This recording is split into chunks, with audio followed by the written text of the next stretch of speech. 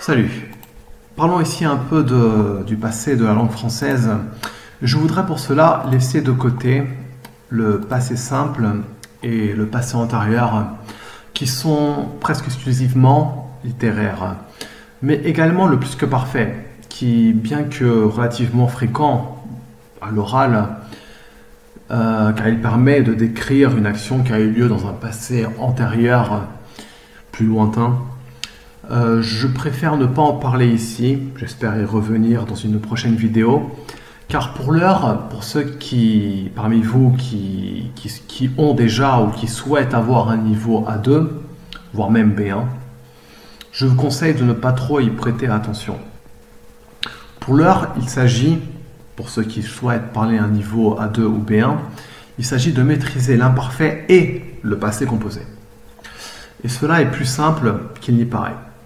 Le raisonnement suivant est valable pour toutes les langues latines, qui dérivent du latin.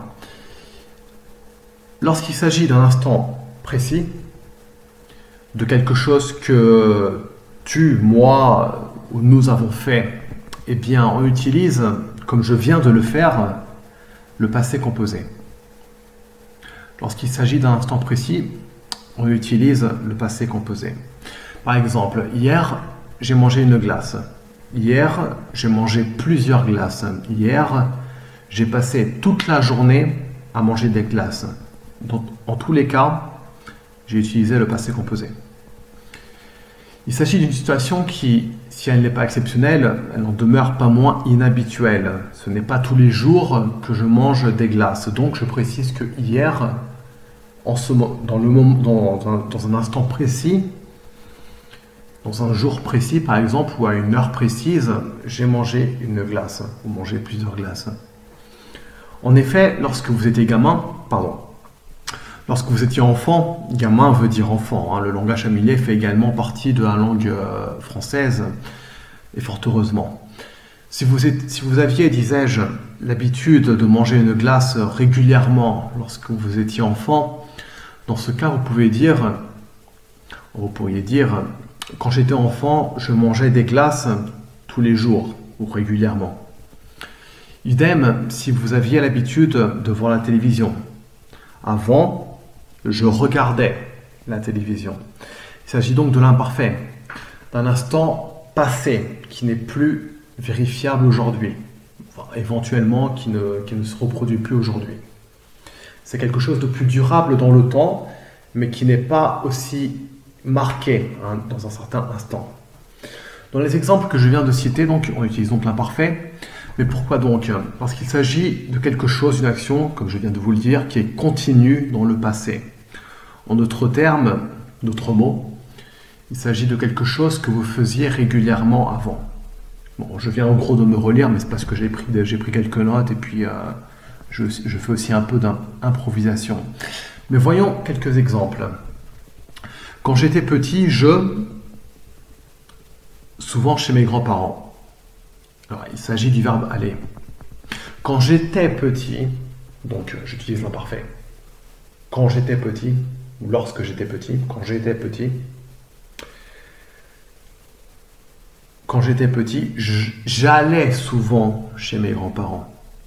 Parce que ce n'est pas je suis allé, parce que je peux dire quand j'étais petit, je suis allé une fois chez mes grands-parents. Une fois, j'ai vu mes grands-parents.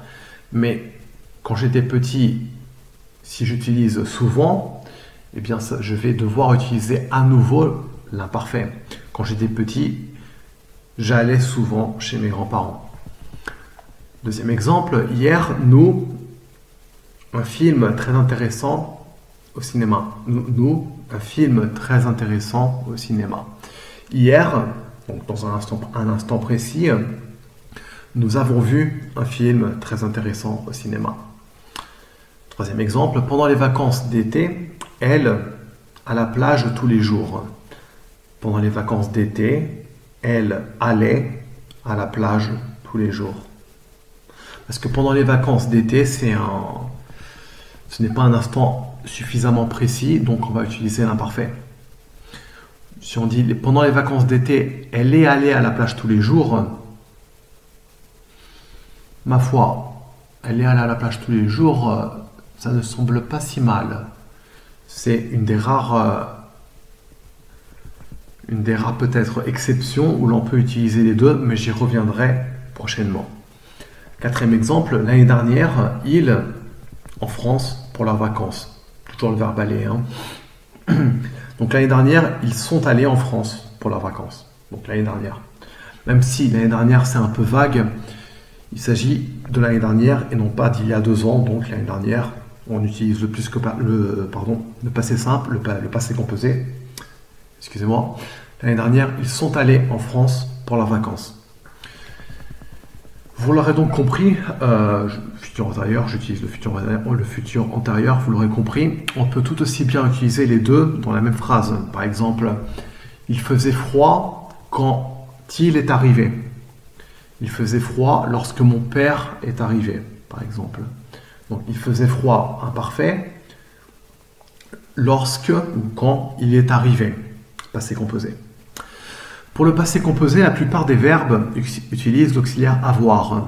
J'ai mangé, j'ai été aux toilettes, j'ai acheté une robe, tu as joué au foot, il a trop bu, nous avons été trop stupides, vous avez lu ce livre, elles ont vendu leur maison.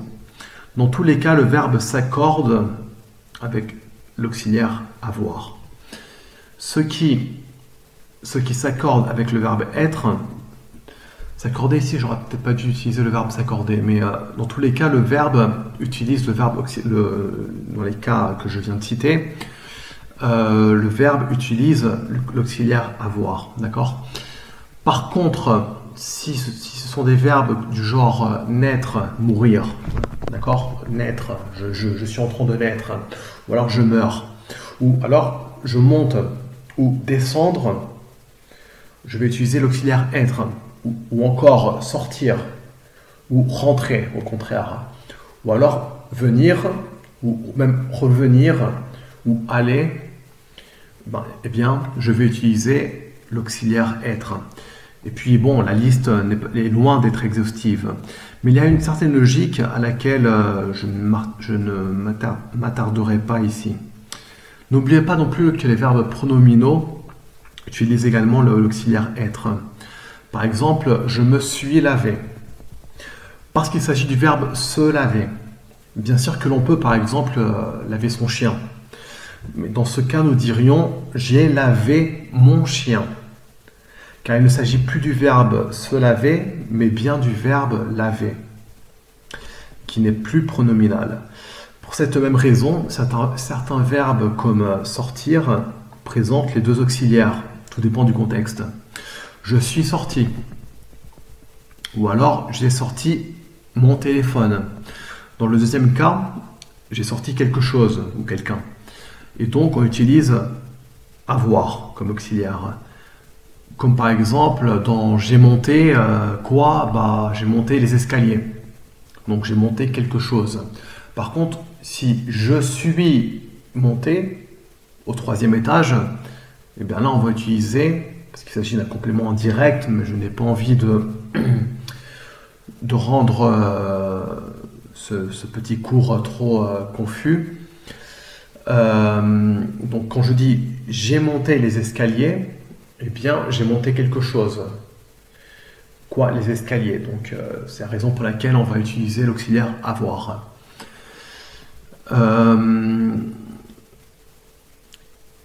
Voilà. Donc, lorsqu'on utilise l'auxiliaire être, on se doit de l'accorder en genre et en nombre, en ajoutant un S s'il s'agit du pluriel, ou un E s'il s'agit d'une femme. Sachez toutefois que le son est le même. Donc, pour l'oreille, c'est exactement la même chose. Donc, pour ceux qui ne sont pas très intéressés, pas trop intéressés pour la partie écrite, ça n'a aucune importance. Mais je répète, lorsqu'on utilise l'auxiliaire être, on se doit de l'accorder, il faut l'accorder en genre et en nombre. Donc en ajoutant un S ou un E, si on est une femme, ou un S si on utilise le pluriel. Par rapport à savoir si on doit utiliser l'auxiliaire être ou avoir, eh bien, j'ajouterais que les Italiens n'ont aucune excuse, car à peu de choses près, ce sont les mêmes verbes. Mais alors, pourquoi donc en français, il faut accorder en genre et en nombre le participe passé du verbe lorsqu'on utilise le verbe être et seulement le verbe être, c'est-à-dire quand tu utilises le verbe être et non pas l'auxiliaire avoir. Eh bien, c'est une bonne question, mais je peux vous dire que c'était déjà le cas en latin. Même si il y aurait beaucoup de choses à dire, parce que à partir du XVIIe siècle, la langue française a eu l'idée de rendre la tâche un peu plus complexe, mais ne rentrons pas dans ces détails et soyons pragmatiques. Par rapport à savoir si on doit les utiliser, être ou avoir, lequel des deux, eh bien, voilà quoi, il y a une certaine logique, mais le mieux, tout simplement, je dirais d'avoir une approche inductive de la grammaire, donc tout simplement de résoudre beaucoup d'exercices, de parler avec votre entourage, même si vous pouvez vous procurer une liste sur Internet facilement, ce n'est pas ici mon objectif. Je vous laisse dans la description un autre exercice. Je vous invite à y répondre dans les commentaires. Voilà, c'est tout ce que j'avais à dire pour l'instant. Je vous souhaite une bonne journée. Merci bien.